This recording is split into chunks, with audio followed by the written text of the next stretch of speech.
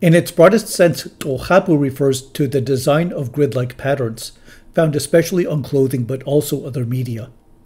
Surviving examples from the ancient world boast a variety of colors and intricate forms within each square, as on this tunic from the Wadi civilization.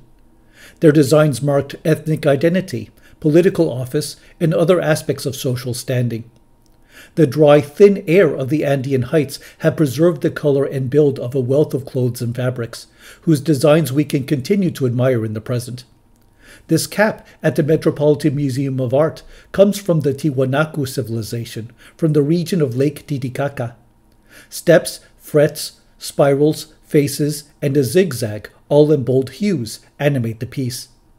From its earliest colonial references, Tocapu often connoted embroidery or other forms of weaving.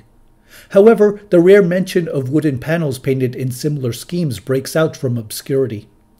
Like certain kinds of quipu, these decorated wooden panels also likely scripted texts for narrative performance. Unfortunately, no remaining examples of these wooden pieces are known, and only one colonial manuscript by an indigenous author presents any of its symbols within the text itself.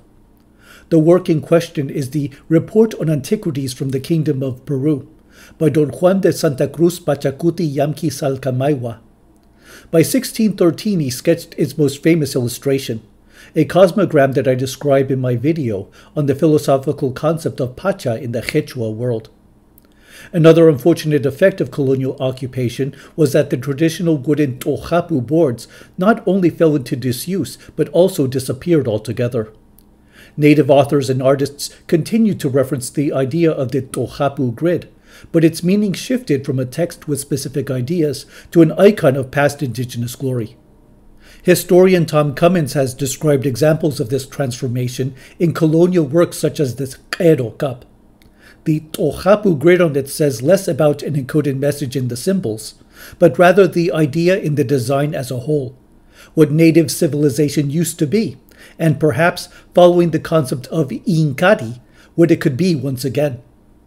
Quipu and Tocapu used markings to express specific information through conventionally understood code.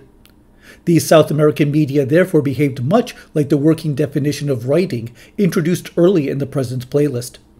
Without a surface to impress, the Quipu especially challenges us to rethink the creation and purposes of writing across cultures.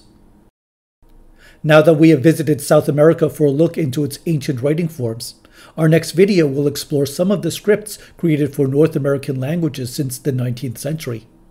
Join us for the following installment.